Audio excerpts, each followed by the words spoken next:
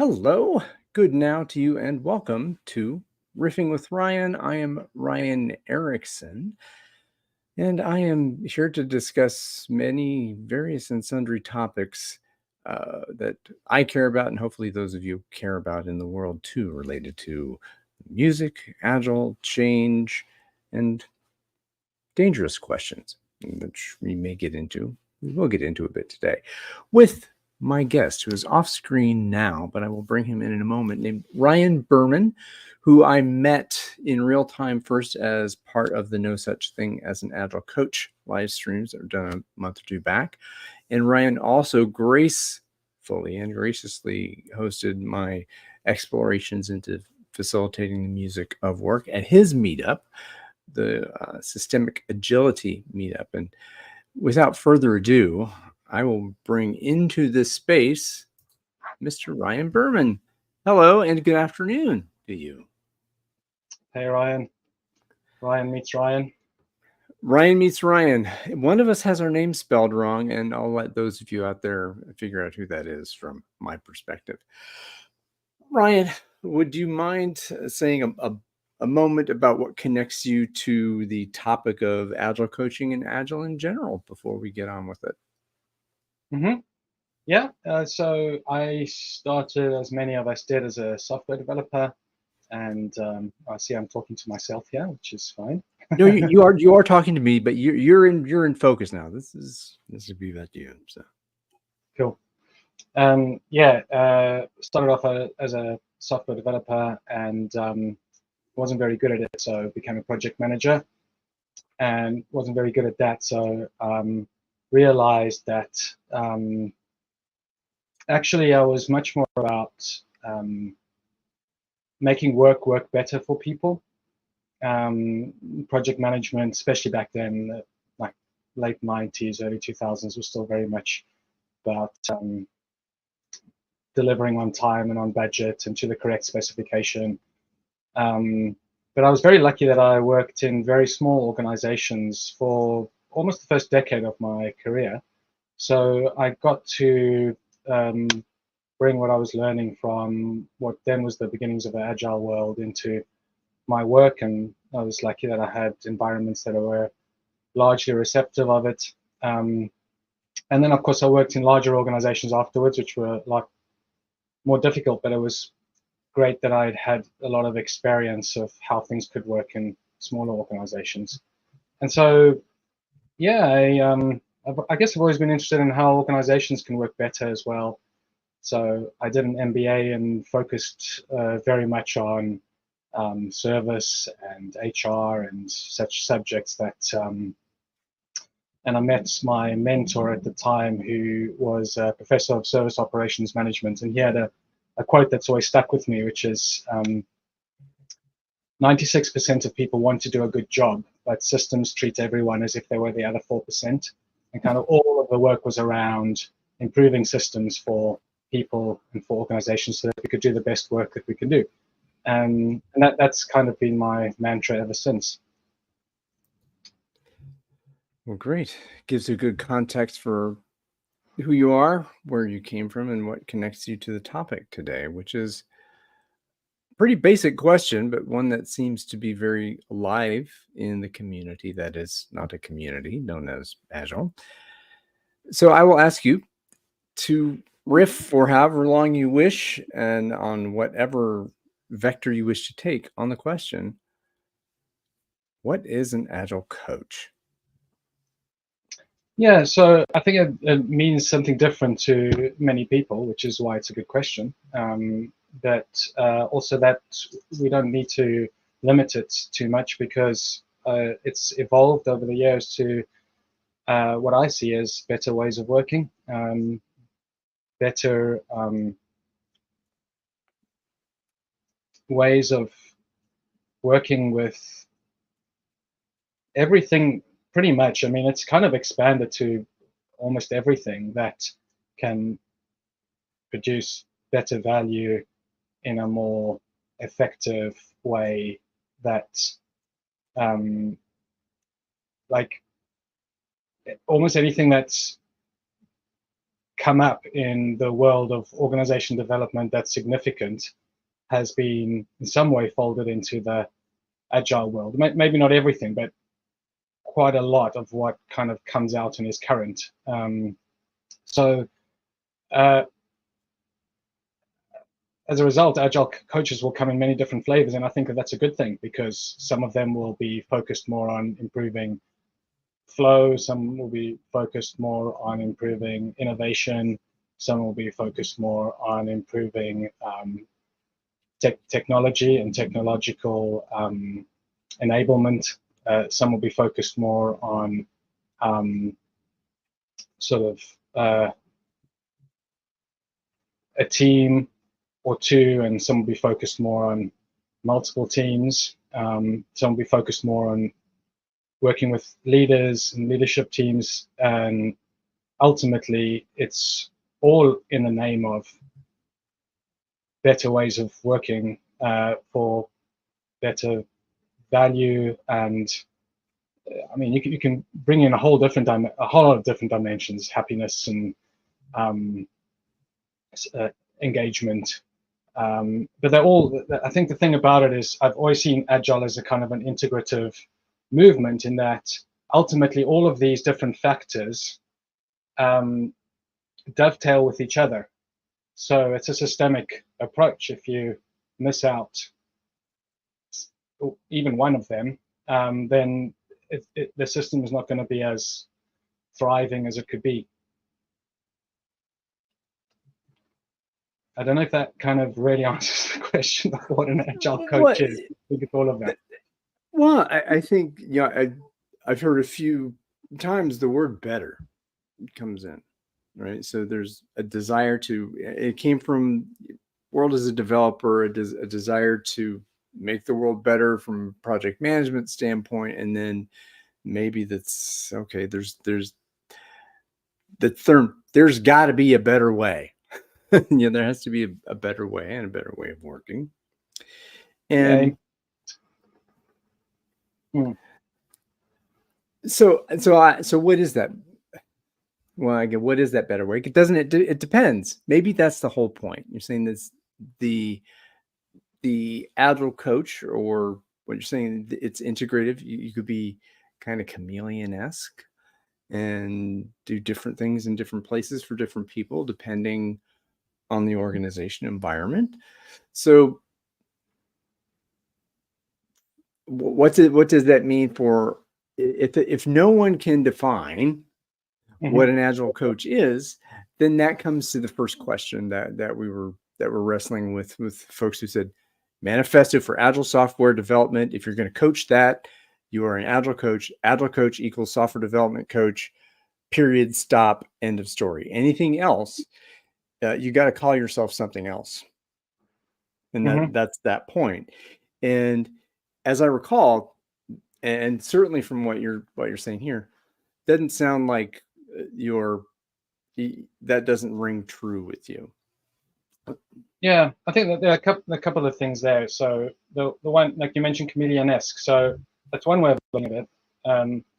But another way of looking at it is, instead of being, like, you might need to be a chameleon to some degree, but instead of that, we all come in different shapes and sizes and flavors. So we can harness the best of our collective strengths in all of those different domains that I mentioned to help organizations. So it's unlikely that you'll have a high degree of skill and strength and expertise in all of those domains that I mentioned and more. So that's the one thing I just wanted to riff on a bit. And then yeah, and then another term that I quite like is the white space worker, which I first heard from Jason Little. I'm not sure exactly where it came out initially, but this idea that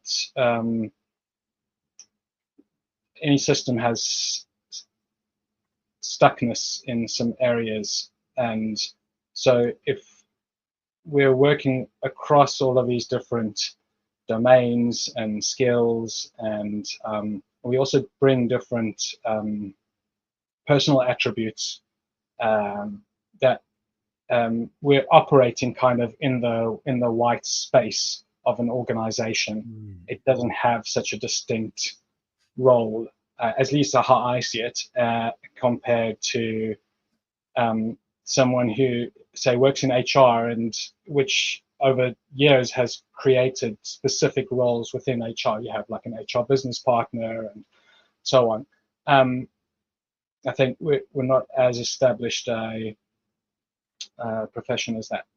And then the point about the software, well, it comes back to my point about how things have evolved over the years. And for me, I see that as a good thing that's gone outside of software, because that's what inspired me to come in the first place. Like I mentioned the word integrative, and I felt, the Agile community has been embracing of other disciplines, and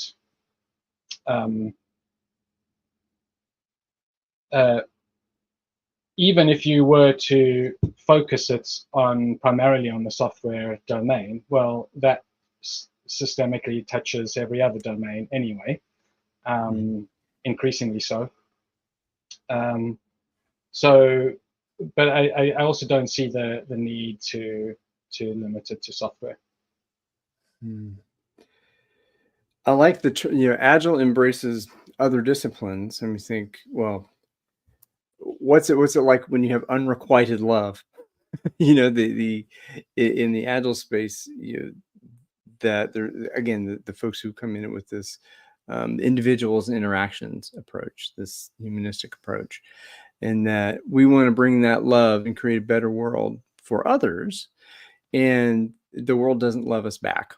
I think there's a sense of, again, I hear from folks that there's this lack of respect, and a lack of respect for the reputation, the informal authority of the Agile coach, that would come in and say, I want to give back. I want to give my love, my spirit and heart to this organization because I believe there's a better way. And that's not always a message that's received in the way it's sent. What is your thought on that, about the kind of the unrequited love of the Agile coach? Yeah, I like the term. I've not kind of heard it in relation to an Agile coach before, and like I'm part of some communities where I genuinely get the feeling that the vast majority of people are in it for wanting to, wanting that love to flow. Yeah. And at the same time, I think there can also be like, we're holding the sword of love and truth, which can be a double-edged sword, to sort of mix my metaphors here. Well, sure. So yeah, it's there can be a sense of we know best. We're doing this for the right reasons, and we hold all the goodies, and you're just not accepting them enough, which can be problematic. Did you ever, or have you ever played Dungeons and Dragons? No, but I know a little bit about it. Okay, when you talked about holding the sword of love and truth, that reminded me of the class of characters called a paladin, right? This carrier of justice, that to wherever they go, they're bound by a code, and often, I think I also wrote down crusade, in terms of this religious crusade. And some have criticized the Agile movement and this revolution as very much as that there are folks who can be zealots and want to hold the standard for Agile, and to bring that word, whether you might want it or not, as from the coaching perspective, and to be a little bit dogmatic about it. Have you seen that? What do you what do you feel and think about that kind of role and the folks who approach it in that way? Yeah, I think this is like partly the result of like a movement becoming a bit like a cult, Mm. so that it becomes mm, and that, I mean, that's a defensive stance, right? And it's often based out of fear and ignorance and lack of knowledge that extends beyond that sphere. So we take something like the Agile Manifesto and maybe a few frameworks, and then we want that to become a thing that we then hold and protect and sell. That's a big part of it too. Just become big business. And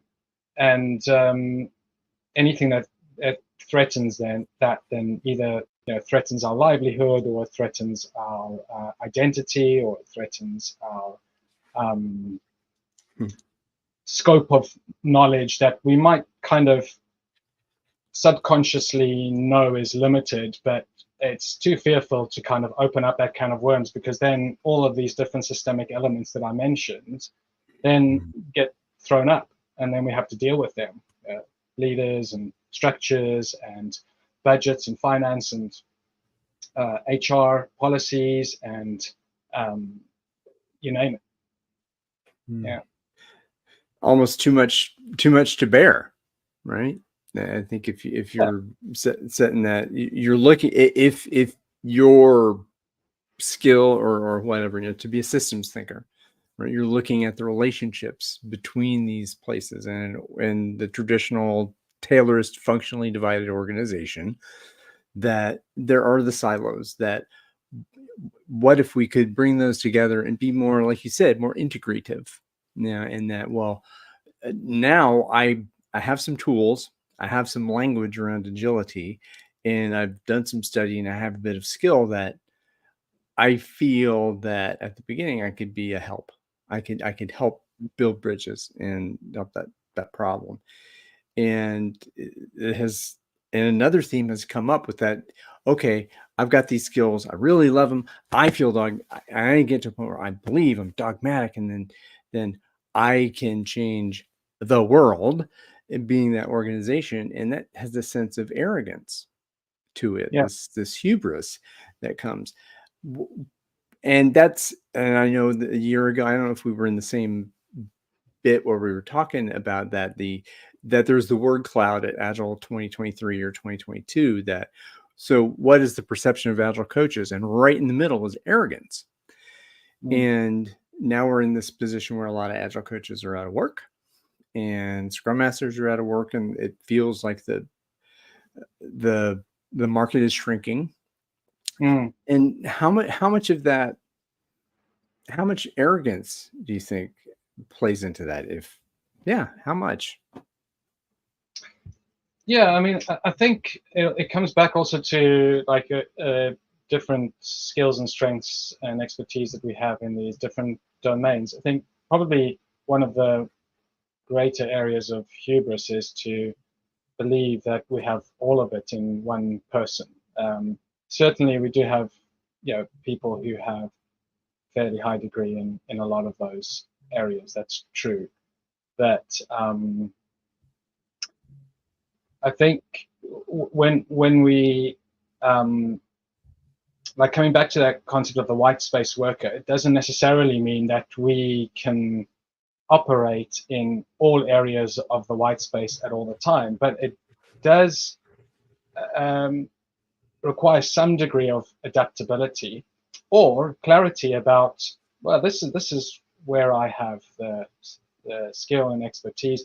Is that something that's useful to your organization or to your team at this point in time, or to your product lifecycle at this point in time? And being clear about that, what it is that you can bring, but not to see that as the be all and end all. To take a kind of a classic example, Like in some of these communities that I'm in, we have conversations. I'm sometimes quite surprised that people get into a conversation, let's say about Scrum, and then every answer is answered from the perspective of Scrum, even though that wasn't the topic of conversation in the first place. And then I've kind of said, well, like Scrum isn't everything. And I've had people like private messaging me saying, well, what else is there? And then I've gone, okay, well, there's all of this. And I've gone, oh, okay, that's interesting. I'll go and look into it. Yeah. So yeah, I think that it can easily become like an echo chamber, which, yeah, I mean, you mentioned hubris. I think sometimes it's kind of unintentional hubris as well, that it's more an echo chamber. Yeah. And well, and this comes into the other word I think you mentioned. And this is also a topic I've kind of seen come up. I think is happening at Agile 2024 now. This idea of the Agile identity. Right? What is this Agile identity? Have you seen the posts kind of around that, or not familiar? No, but I can. Mm-hmm. Yeah. So we're talking about Agile identity.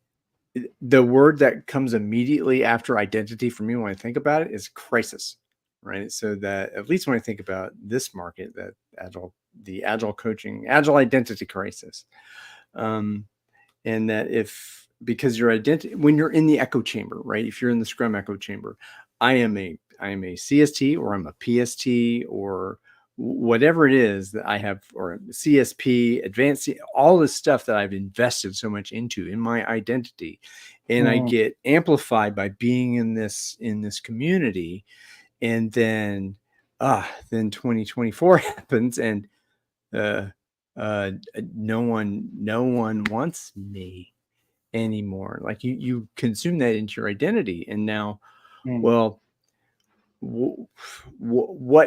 what do I do now that my identity is destroyed? Where do I go? How do I build that up again? Yeah. Do you have you experienced that, or are you experiencing it now? And what do you say to others who might be experiencing it based on the way you see it? Do you mean me personally? Am I experiencing? Well, yeah. Are you experiencing it yourself? Do you feel something like that the market is not valuing you and your skills in any way? Start there. Yeah. So I think in my case, I've kind of, you mentioned a comedian. I've been a bit like that from the beginning anyway. So I'm finding it less challenging, although there are less people coming to me to help them out, of course. And I'm a trainer as well, and that's been impacted quite significantly. Yeah, I mean, identity is also quite a deep word, so I think I like to think I have some maturity to not be too affected by changing market conditions and titles changing over the years. But I mean, I recognize that that's a big issue for a lot of people, certainly. But back to this kind of integrative approach, and also the different skills and kind of areas that we can bring.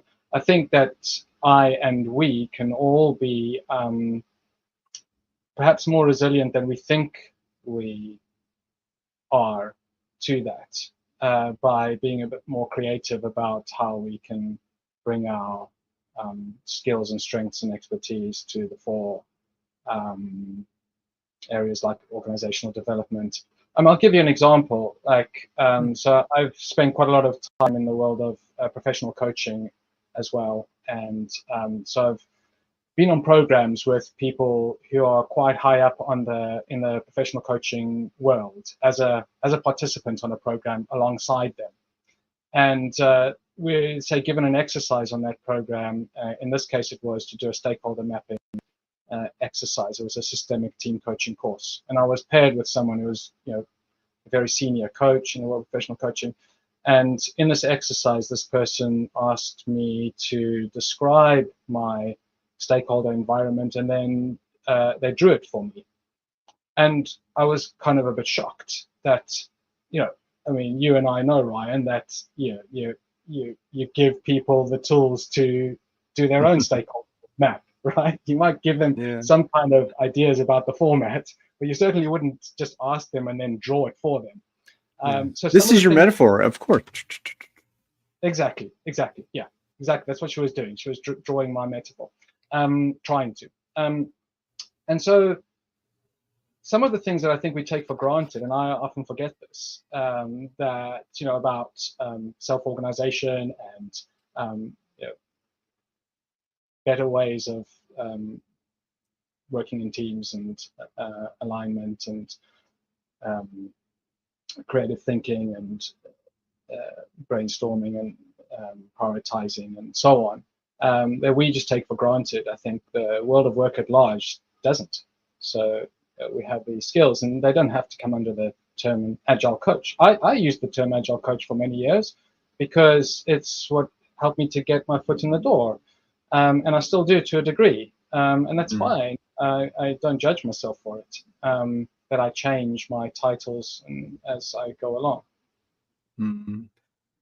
And one word that comes up, and it's a pattern that happens and has in dialogue and discussions, that the word "we" comes up a lot, and the "we" comes up a lot without a specificity around, well, who is the "we" we're talking about? That you and I are a "we" right now having this discussion.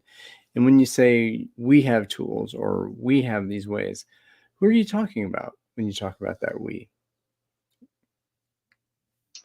Yeah, so there's already an identity there to some degree that I'm talking Yeah. to an agile coach role primarily, or some of the more common terms that we go by.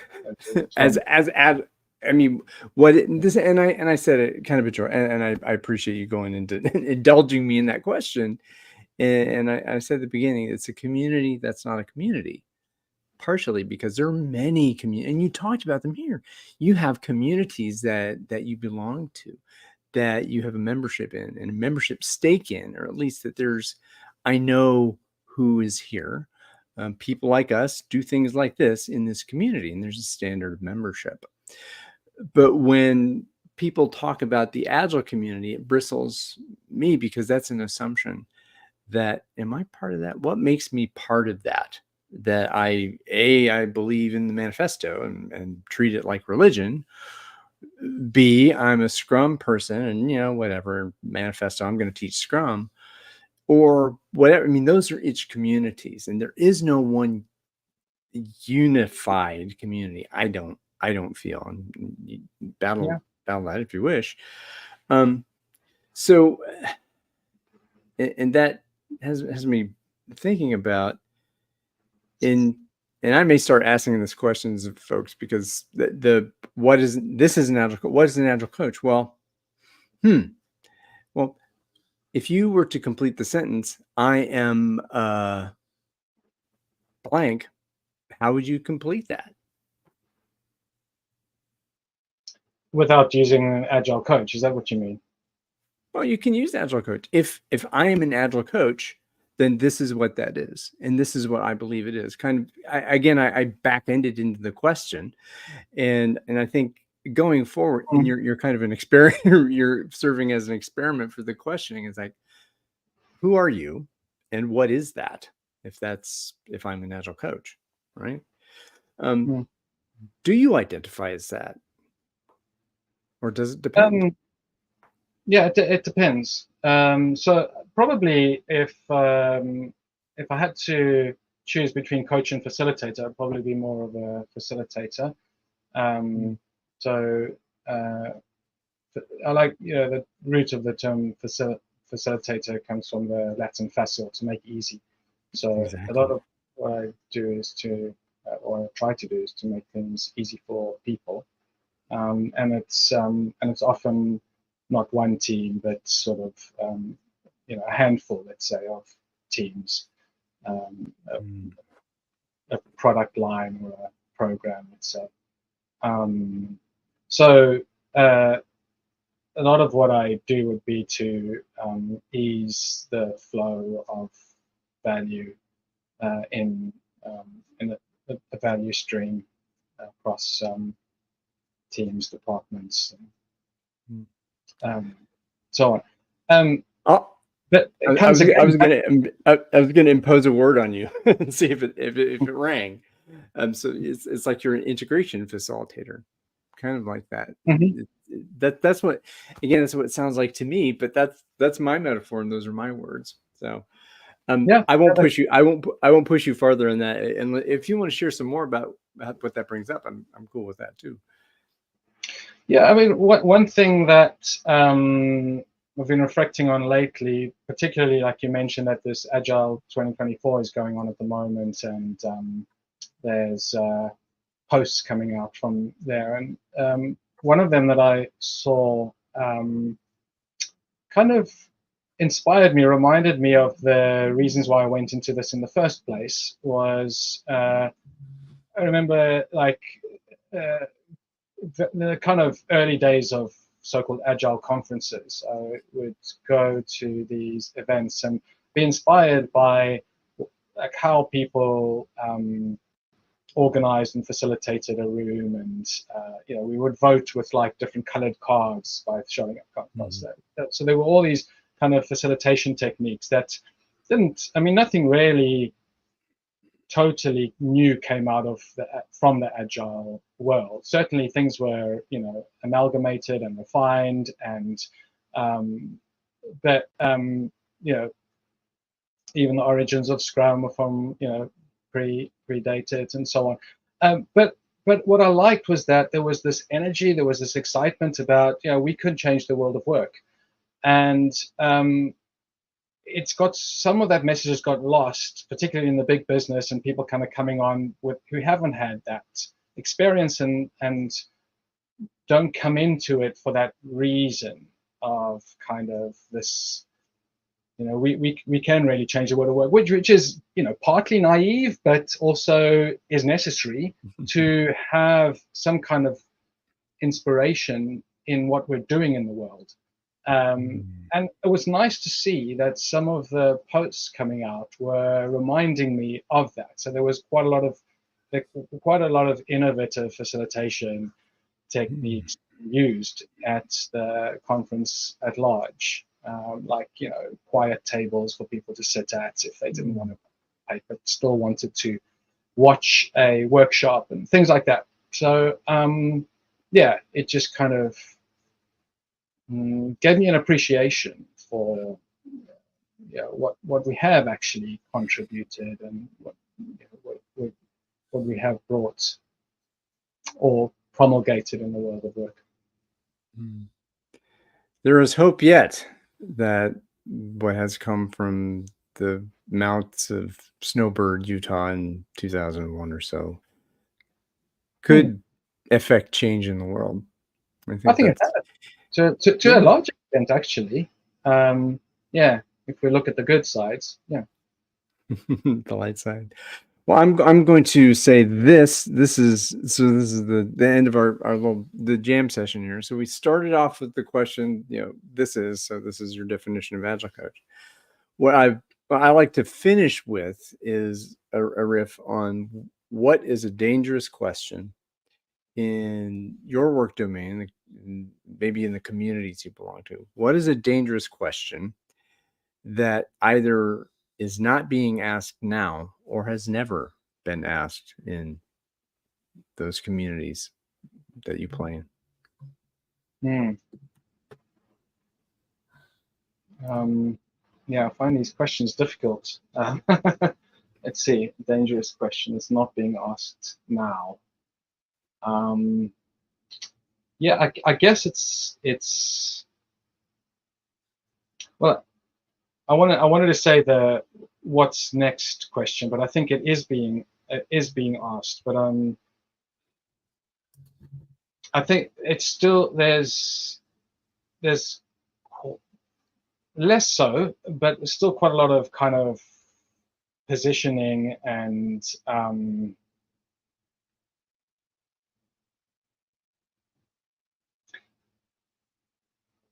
so maybe the question is, can we really let go of frameworks, tools, like positioning, like jockeying for position with our flavors of agile and coaching and so on? Can we really let go of that and embrace really not knowing, and kind of start almost continuously start again?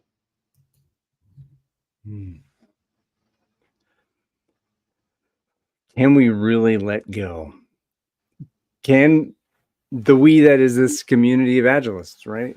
Can those of us who aspire to whatever this is let go? I think that's one of the best questions that has been asked so far. I think that that's great. So now I'll cut this off so I can edit it, and I know where to edit it. And right here, blah blah blah, and just kind of riff at this point of what is it, something that maybe you have in your mind. Where is your curiosity right now, and what would you like to bring forth in the last several minutes of this conversation to hang out with? Where is my curiosity right now? I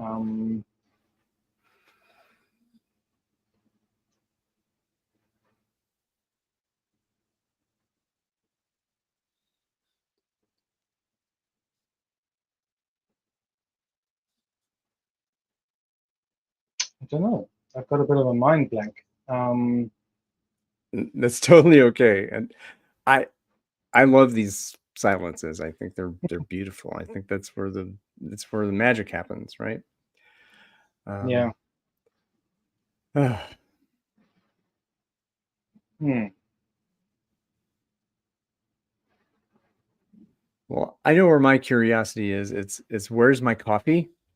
And I'm going to have a bit of that now, and knowing that what's left today. Changing the world. So the next live stream I have is with Al Shalloway, who is he has a vision for how the world might change in terms of what he's doing with Amplio and education. And so, I mean, I don't want to impose on what you think better means and what better looks like, but maybe that's an idea. I think I'll tell you what I think, and because of what I believe and the stance I take is that it's being more musical, right? It's Mm-hmm. bringing who you are and embracing what that is, to be in harmony with and listening deeply, and all this stuff that I talked about in the last bit about that. And that's my belief. Those are beliefs that I hold, and folks can challenge them, and I can adjust the tactics of how I do it and maybe a strategy around how I bring that. But that's what I believe. Mm. Maybe there's some beliefs that you hold about what might happen in the world of work that would make it a better place. Yeah, I think I've maybe hinted at it already, but a lot of my kind of let's say philosophy and sort of main belief is that nobody's as capable as everybody, so we can achieve more together. And a lot of it is inspired by the philosophy of Ubuntu. I'm South African, so it's kind of loosely translated as I exist because we are. So it's really kind of seeing each of us as a part of a much bigger whole. And so when I talked about sort of facilitating large groups, it's a lot of where that comes from. Um, yeah, so that's kind of my what drives me, so to speak. I can't believe I never. Well, again, we haven't really talked one-on-one until now. No, we did talk. We have a one-on-one a while back, but I didn't ask about where your roots were in South Africa. Do you speak Afrikaans, first of all? Yeah, I can. It's quite rusty, but I can. So I'm a language nerd. I won't ask you to, but I'm curious. Maybe you'll say goodbye in Afrikaans. And we'll go. But being from South Africa, there's obviously at what point in the post-apartheid world, how did it feel for you growing up in that? I don't know how long you grew up in South Africa, but I would imagine there was a sense of still a bit of separateness. Is that fair to say? What did you experience in your? Absolutely, yeah. Yeah, maybe I'll tell a short. I don't know how much time we have, but I'll keep it very brief. So I don't know if you've ever seen the movie Invictus, but I do Scrum Master training, and I often show a clip from the movie, which was based on the 1995 Rugby World Cup, which happened the year after democracy came to South Africa. So we had Nelson Mandela as a president, and the whole country kind of thought that, well, I guess there was a lot of uncertainty, and rugby was traditionally seen as a racist sport. It was a white sport, so nobody thought that the new president would get behind the rugby team. But he went out to the country and said, "Please support this team," and he invited the captain of the rugby team at the time, Francois Pienaar, to his office to tell him that he wants him to win the World Cup. And the way that the movie kind of portrays it is a great example of servant leadership. So that's why I will often show it at Scrum Master trainings, where it really was two leaders in service of winning a sport, but also for the whole benefit of the entire nation. And so this kind of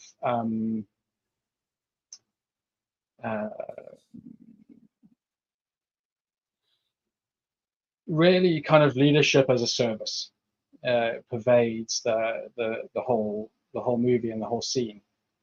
So yeah, so that's one kind of theme that I draw a lot of inspiration from. And if I was Pele in that movie, I'm trying to think the Brazilian soccer player from years ago, and maybe I'm thinking, it was Victory, different one, different. Matt Damon was in Invictus, right? Yeah, Matt Damon, and Morgan Freeman. That one. So now I have a film to add to my list. Yeah, definitely. So from a systems perspective, that is obviously from our conversations before in your meetup and all that stuff that you have an affinity for systems thinking, and I would imagine systems thinkers. Where did that come from for you, and what reading have you done, and maybe what would you recommend to folks who see you here? Yeah, it's systems thinking is definitely part of it, but there's also what I might call more systemic ways of being and working, which like systems thinking already implies thinkings from the head. So I've also drawn quite a lot of inspiration from the world of systemic constellations, which is much more about feeling and being. And so, yeah. And then you asked about kind of resources and sources. There's that world of systemic constellations that people could go and look up on. Actually, in our meetup we're hosting in October, a friend of mine who is going to be talking about bringing constellations into organizational work. But I mean, there's kind of on the systems thinking side, I guess they're better known people with the same game, so on. Yeah. Um, Well, that was me making an assumption that systemic. What's systemic? When I think systemic, I think of systemic thinking. I hadn't really thought about this integrative, systematic mode of being, which is yeah, so again, we learn by being together. You and I am learning by being here with you as far as that. Um, how might people get a hold of you? How do you want people to interact with you and engage with you? LinkedIn is great. It's quite easy to find me, name and surname. Or yeah, through with the website Systemic Agility, and then also have a product called Strong Suits, which is also a systemic tool for helping teams and organizations to have fun and feel energized while having deep conversations about what really matters to how they behave and how they can develop. So those are the three areas where people can find me. Wow. What? I didn't know you had that particular tool. We hadn't talked about that. That sounds fantastically interesting and maybe a topic for engagement in a future conversation. Sure. Ryan, thank you so much for being here. Even though you spell your name incorrectly, I forgive you totally for that. Uh, and I'll see you on the backside. We'll go to the green room and hang out for a moment. While I say goodbye or see you soon to those of you who are out there, thank you for the precious gift of your time and attention. And can we really let go? And who are we? Great, great questions. A little bit dangerous. Be well.